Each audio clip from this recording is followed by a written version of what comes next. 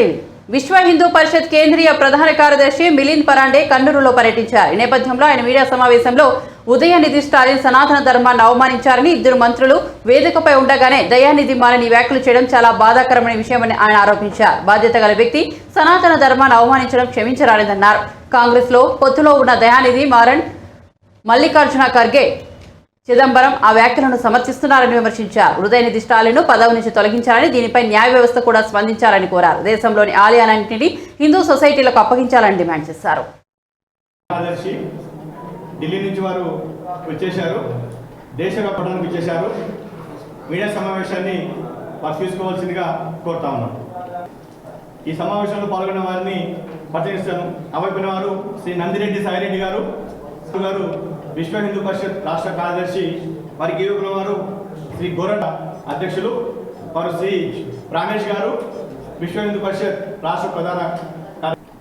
Thousands of saints, dharmacharyas will be traveling to thousands of villages all over Bharat, and probably we will be going up to over 1,500 block headquarters and hundreds of villages below that in each block headquarter, and probably we will be taking a message of family welfare, social harmony, as well as some of the aggressions that are happening against the Hindu community, like religious convergence by the Christian missionaries, as well as love jihad activities and go hatya by the sections of Muslim community.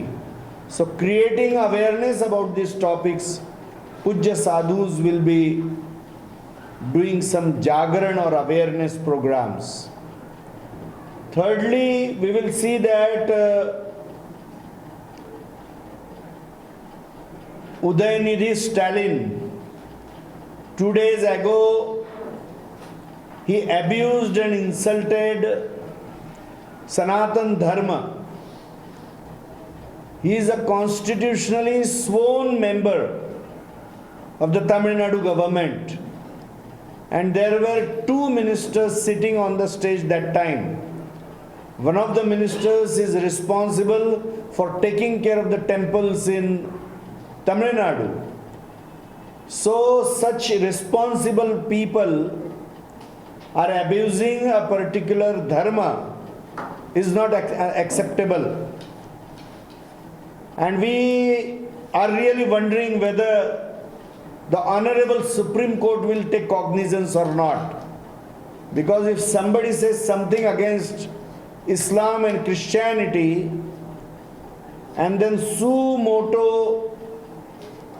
cognizance is taken by the judiciary system, and here a very responsible person from a state government is abusing the Sanatan Dharma, whether it will be considered hate speech or not by the court, and whether that notice will be taken or not. Secondly, the political alliance that is formed by Congress with many parties, which includes DMK, and Khadgeji's son in Karnataka, he has supported Udayanidhi's statement. Chidambaram's son has also supported that statement. So what is the stand of all these parties who are part of that political alliance? Do they agree with these comments against Sanatan Dharma? Whether they will throw out DMK or they will agree with him. And that is why I think even the devotee population in Tamil Nadu, who are the followers of Nayanmar and Alvar sadhus, and lakhs of temples are there in Tamil Nadu, what will the population of Tamil Nadu think about Udayanidhi? Because he is abusing their tradition, he is abusing the Sanatan Dharma. Should such people sit in the power, and can they be responsible for taking care of the Hindu temples? So this is a very urgent issue. I am right now touring the country. Lot of sadhus are giving statements against this.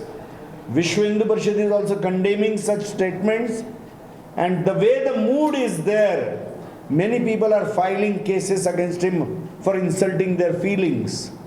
So this is a very important issue for which all the political parties must take a stand, as well as the judiciary of the country must take a stand for this, because this is hurting crores of people in the country.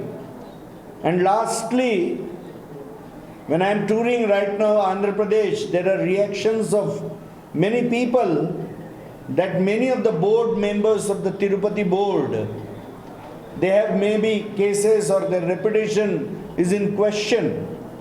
First of all, it is the feeling of Vishwa Hindu Parishad that no government has any business in taking care of temples. All the temples that are under government control all over Bharat, they should be handed over to the Hindu society. Because when only temples are governed by governments, it is a discriminatory attitude, because no churches and masjid are governed by the government. They are controlled by the government. Why this one-sided treatment against the Hindu community? And that is why the basic demand of Vishwa Hindu Parishad is that Hindu temples should be handled by Hindu society. Till such a position is achieved, people with good character and people who are devotees should only be allowed on the boards of such temples. So these are the things, some of the things that have come. People have talked to me, so I am expressing them, their concerns through this press conference. Thank you. Discussions many of the Hindus are doing when I am traveling in Andhra Pradesh. So I thought that basic principle is no government should handle temples. Even Supreme Court has mentioned that. It is not the business of government to handle temples. So we are also now forming a module which involves many sadhus, many chief justices, ex-chief justices of high courts, many Supreme Court lawyers. So they are trying to create a module by which